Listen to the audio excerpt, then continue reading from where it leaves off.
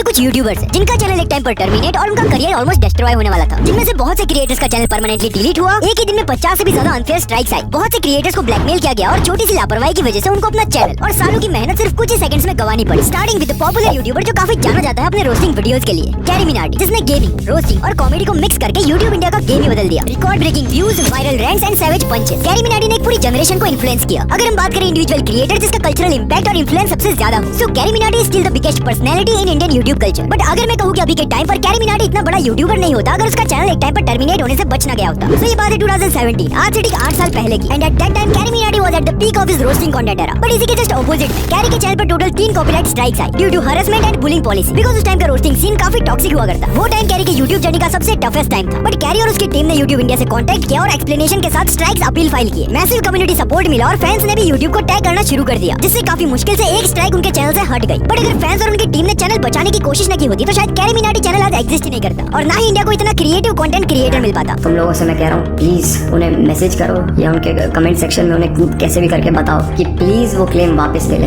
वरना 7 दिन के बाद मैं कुछ भी नहीं रहूंगा। लेकिन यहाँ पर कैरी मिनाटी एक अकेला नहीं था जिसे कॉपीराइट ने गिरा दिया। रोहन करियप्पा का केस तो और भी शॉकिंग था। ये एक YouTuber, music analyst and hip hop culture expert है जिनके चैनल पर एक ही दिन में 50 से भी ज्यादा कॉपीराइट स्ट्राइक्स आई। सो बेसिकली रोहन करियप्पा एक पॉपुलर इंडियन यूट्यूबर है जो specially Indian hip hop, rap culture and music industry के टॉपिक्स कवर करता है। लेकिन जब 2024 में रोहन ने MTV हसल के एपिसोड्स का ब्रेकडाउन किया जिसमें उसने वॉइस ओवर कॉमेंट्री के साथ शो के क्लिप्स यूज किए, जो कि जनरली फेयर यूज कैटेगरी में आता है। बट स्टिल रोहन के चैनल पर डायरेक्टली 50 से भी ज्यादा कॉपीराइट स्ट्राइक्स डाल दिए गए और ये सब कुछ हुआ सिर्फ एक सिंगल डे में, without any take down request, warning या कम्युनिकेशन के। रोहन का चैनल टर्मिनेट होने वाला था। उसको अपना चैनल बचाने की कोई होप नहीं दिख रही थी और तब उसके फैंस ने आउटरीच किया। इवन आर्टिस्ट लाइक रफ्तार ने भी रोहन को सपोर्ट किया। रोहन का एपोलोजाइज और पब्लिक बैकलैश के बाद वो स्ट्राइक्स हटा दी गई, जिससे यूट्यूब ने चैनल को टर्मिनेट नहीं किया। लेकिन इस इंसिडेंट ने ये दिखाया कि कैसे बड़े मीडिया हाउसेस कॉपीराइट सिस्टम का मिसयूज करते हैं। इवन वो कंटेंट फेयर यूज पॉलिसी के अंदर आता है। लेकिन रोहन करियप्पा के चैनल पर 50 कॉपीराइट स्ट्राइक्स आना तो कुछ नहीं, बिकॉज़ अगले यूट्यूबर का चैनल सिर्फ टर्मिनेट ही नहीं, यूट्यूबर के सोशल मीडिया प्लेटफॉर्म से इस क्रिएटर को मल्टीपल टाइम्स बैन कर दिया गया और अभी के टाइम पर ये क्रिएटर यूट्यूब से परमानेंटली बैन है। सो इस बंदे का नाम है लीफी इज हियर। और चाहे लीफी एक नई मेल आईडी के साथ चैनल बना भी ले या तो फिर वो चैनल कंप्लीटली किसी और नहीं बनाया, फिर भी यूट्यूब उस चैनल को इंस्टेंटली डिलीट कर देगा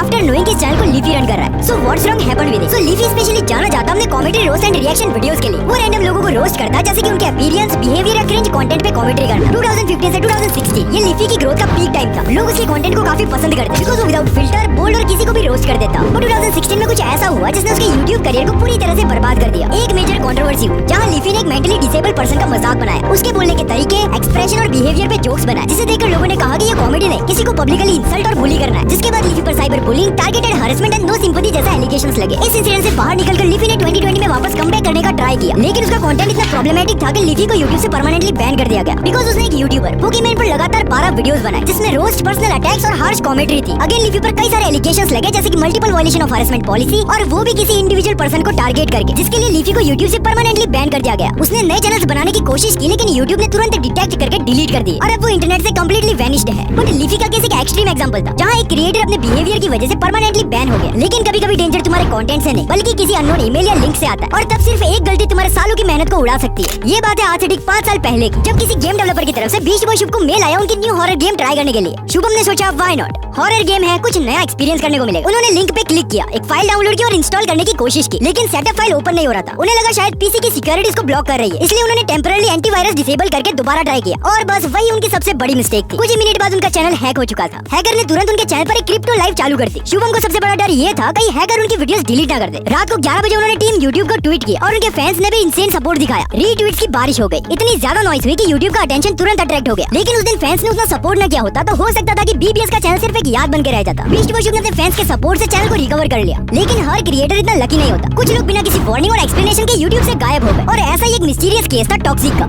टॉक्सिक एक नाम जो कॉमेडी और रोस्टिंग जॉनर में काफी तेजी से ग्रो कर रहा था और ऑडियंस के बीच उसकी एक लॉयल फॉलोइंग बन चुकी थी। 500 के plus subscribers, strong fan base और कंटेंट जो एंटरटेनिंग था। लेकिन आज अगर तुम यूट्यूब पर टॉक्सिक सर्च करो तो तुम्हें उसका चैनल कहीं पर भी नजर नहीं आएगा। बिना किसी स्ट्राइक, नोटिस या पब्लिक स्टेटमेंट के टॉक्सिक का चैनल अचानक से डिलीट हो गया। सिर्फ उसका मेन चैनल नहीं बल्कि उसका एनिमेशन चैनल भी, जिसमें वो हाई एफर्ट और क्रिएटिव वीडियोस बनाता, वो भी बिना किसी रीजन के गायब हो गया। सबसे अजीब बात तो ये कि टॉक्सिक ने कभी इस इंसिडेंट पर ओपनली कुछ शेयर नहीं किया, ना कोई कम्युनिटी पोस्ट, ना वीडियोस, ना स्टेटमेंट। बस उसका एक चैनल यूट्यूब पर एग्जिस्ट करता है टॉक्सिक एक्स्ट्रा नाम से, जिसपे 1 लाख से भी ज्यादा सब्सक्राइबर्स है। लेकिन पिछले 2 साल से वहाँ पर एक भी वीडियो अपलोड नहीं हुआ। टॉक्सिक का डिसअपीयरेंस एक साइलेंट मिस्ट्री था। लेकिन अगला केस साइलेंट से नहीं, ओपन ब्लैकमेल और एक्सटॉर्शन से भरा हुआ है। ये कहानी है मोहक मंगल की, जिनसे कॉपीराइट सिस्टम का मिसयूज करके सीधा 50 लाख रुपए डिमांड किए गए। एग्जैक्टली क्या हुआ कि मोहक मंगल ने अपनी वीडियो में ANI के 9 से 10 सेकंड के क्लिप्स यूज किए, वो भी सिर्फ कॉमेडी एंड एजुकेशनल पर्पस के लिए। बट AI ने उन वीडियोस पर कॉपीराइट स्ट्राइक डाल दी और स्ट्राइक्स हटवाने के 50 लाख रुपए डिमांड किए। पैसे ना देने पर ब्लैकमेल किया गया। बहुत से पॉपुलर यूट्यूबर्स ने इस इंसिडेंट पर अपना ओपिनियन दिया और इसके खिलाफ आवाज उठाई, क्योंकि जो मोहक मंगल ने किया है वो फेयर यूज पॉलिसी के अंदर आता है। किसी भी कंपनी को इस तरह से स्ट्राइक देने का कोई भी राइट नहीं है। और ये सिर्फ मोहक के साथ नहीं, थगेश से 15 लाख रुपए डिमांड किए गए सिर्फ 2 सेकंड की क्लिप यूज करने के लिए। रजत पवार से 18 लाख एंड और भी बहुत से creators like being honest, Sumit, power Sharma and etcetera etcetera. Now ये सिचुएशन ऐसी है जिसमें क्रिएटर्स ने कुछ एक्शन नहीं लिया तो उन्हें अपने सालों की मेहनत गंवानी पड़ेगी। बाकी तो इन सारे इंसिडेंट्स पर तुम अपना ओपिनियन देना मत भूलना। बाकी तो अगर तुम जानना चाहते हो कि कैसे एक रैंडम कमेंट ने पूरे इंटरनेट को हिला के रख दिया, तो स्क्रीन पर एक वीडियो शो रहा होगा, तुम जाकर उसे वॉच कर सकते हो। मैं तुमसे वहीं पर मिलूंगा, तब तक के लिए गुड बाय। और मैं आप में से बहुत से लोग मेरी वीडियोस रेगुलरली वॉच तो करते हो, पर अभी तक मेजॉरिटी ऑफ लोगों ने सब्सक्राइब नहीं किया है, तो यार सब्सक्राइब कर दो, फ्री है।